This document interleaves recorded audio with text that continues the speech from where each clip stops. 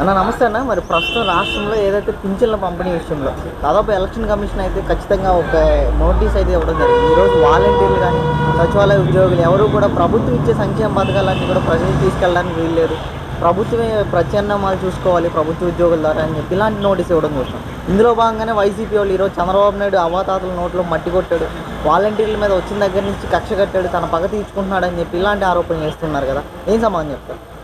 ముందర ఈ వైసీపీ వాళ్ళు మింగలేక మంగళవారం కౌర్లు మానేమని చెప్పి నేను చెప్తా ఉన్నా. ఎందుకంటే ఇవాళ గౌరవ హైకోర్టు ఏదైతే నిర్ణయం తీసుకుందో, ఎలక్షన్ కమిషన్ కానీ హైకోర్టు కానీ ఏదైతే నిర్ణయం తీసుకుందో, ఈ వాలంటీర్ని మీరు నిరంతరం మీ సొంత ప్రయోజనాల కోసం మీ పార్టీ కార్యకర్తలాగా వాడుతున్నారనే ఉద్దేశంతో ఎలక్షన్ కమిషన్ ఈ నిర్ణయం తీసుకోవడం జరిగింది.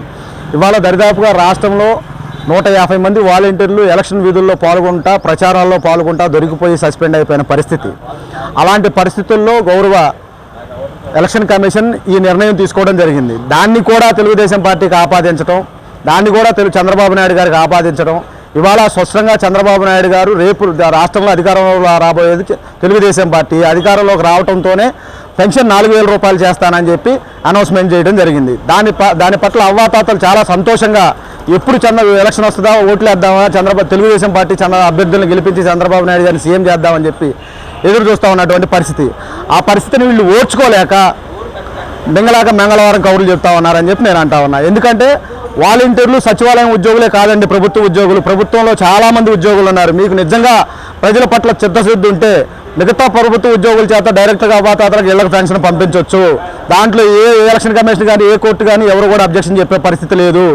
మీరు దాన్ని ఒక సాకుగా వాడుకొని దాన్ని ప్రచారం చేసుకునే పరిస్థితిలో ఉందే తప్ప, మీ బాబాయ్ మర్డర్ని నువ్వు ఎలా లాస్ట్ టైం ఎలక్షన్కి వాడుకున్నారో ఇవాళ వాలంటీర్లని సామాన్యమైన కార్యకర్తలను బలి తీసుకొని చావుని అడ్డం పెట్టుకొని ఎలక్షన్లు చేస్తూ ఉన్నటువంటి పరిస్థితిలో ఈ వైసీపీ ప్రభుత్వం ఇవాళ రాష్ట్రంలో ఎక్కడ చూసినా సరే వైసీపీ ప్రభుత్వానికి క్యాండిడేట్ నిలబడే పరిస్థితి లేకపోయినా సరే కొన్ని కోట్ల రూపాయలు ఇచ్చి లక్షల కోట్ల రూపాయల ఎలక్షన్ ఖర్చు పెడతా భయభ్రాంతులు చేద్దామని చెప్పి చూస్తూ ఉన్నారు. అలాంటి పప్పులు ఈసారి మీ దగ్గర ఉడకు. ఆంధ్రప్రదేశ్ జనాభా ప్రజానికం చాలా తెలివిగల వాళ్ళు. మీరు మీ మాట విని ఒకసారి మోసపోయారు, రెండోసారి మోసపోవటానికి సిద్ధంగా లేరు. ఓటు రూపంలో బటన్ నొక్కి ప్రజలందరూ కూడా మమ్మల్ని ఇంటికి పంపించడానికి సిద్ధంగా ఉన్నారు. అంటే ఈరోజు బస్ యాత్ర చేస్తున్నారు కదా జగన్మోహన్ రెడ్డి, ఎక్కడికి వెళ్ళిన ప్రజాదరణ కానీ ప్రజాస్పందన కానీ చంద్రబాబు నాయుడు మీటింగ్ కంటే మాకు ఎక్కువే వస్తుందని చెప్పి మాట్లాడుతున్నారు కదా, ఏం చెప్తారు? అది బస్సు యాత్ర కాదు, తుస్సు యాత్ర. కేవలం వాళ్ళ సాక్షి ఛానల్, సాక్షి మీడియాలో తప్ప మిగతా ఎక్కడ చూసినా సరే, ఏ వీడియో చూసినా సరే, సోషల్ మీడియాలో వచ్చినటువంటి ఏ వీడియో చూసినా సరే ప్రజలు కరువయ్యారు. నిన్నగాక మొన్న మీరు పెట్టిన భారీ సిద్ధం సభకి మ్యాట్లు వేసుకొని గ్రాఫిక్స్ చేసింది ఆల్రెడీ ఐడెంటిఫై చేసి మార్కులు పెట్టి మరీ చూపించారు జనాలు.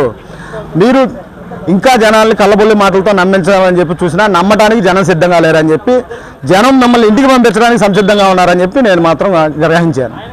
ఇవాళ ఏదైతే వీళ్ళు వాలంటీర్లని మా పార్టీ కార్యకర్తలని పెట్టుకొని 5,000 రూపాయలకి గౌరవ వేతనం అని చెప్పి 5,000 రూపాయలకు వాళ్ళని ఎలా బలి చేశారో రాష్ట్రంలో ఉన్నటువంటి ప్రతి ఒక్క వాలంటీర్లు కానివ్వండి, నిరుద్యోగ యువత కానీ గమనిస్తూనే ఉన్నారు. ఈరోజు గతంలో లోకేష్ గారు, మొన్న చంద్రబాబు నాయుడు గారు అనౌన్స్మెంట్ చేశారు, వాలంటీర్లు మేమేం డిస్టర్బ్ చేయము, మీకు స్కిల్ డెవలప్మెంట్ చేసి మీలో ఉన్న సృజనాత్మకతను బయటకు తీసి మీకు 40,000 నుంచి 50,000 రూపాయల ఉద్యోగాలు వచ్చే పరిస్థితి కూడా చేస్తామని చెప్పి లోకేష్ గారు, చంద్రబాబు నాయుడు గారు హామీ ఇవ్వడం జరిగింది.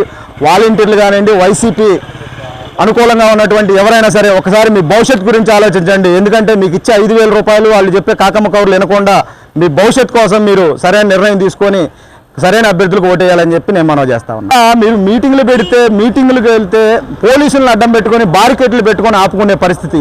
అప్పుడు కూడా జనం ఆగకుండా ఏ సందు దొరికితే సందులో నుంచి మీ మీటింగులు వినలేక, మీ మోసపూరితమైన మాటలు వినలేక పారిపోయే పరిస్థితి.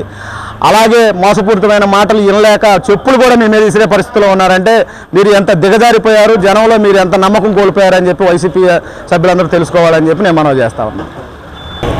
అంటే ఈరోజు రాజధాని లేకపోయినా మీకు అమ్మఒడి ఇస్తాము, రాజధాని లేకపోయినా సరే సంక్షేమ పథకాలు ఏ ఒకటి ఆగలేదు కదా, మరి రాజధానితో పని ఏముంది సామాన్యుడిగా అని చెప్పి మాట్లాడుతున్నారు, ఏం చెప్తారు? ఏమండి, మీరు మాట్లాడేదానికి, మీరు చెప్పిన దానికి మీరు చేసేదానికే సంబంధం లేదు. మీరు హామీ ఇచ్చింది ఏంటి? ఎంతమంది పిల్లలు ఉంటే అంతమంది పిల్లలకి సంవత్సరానికి 15,000 రూపాయలు ఇస్తానన్నారు.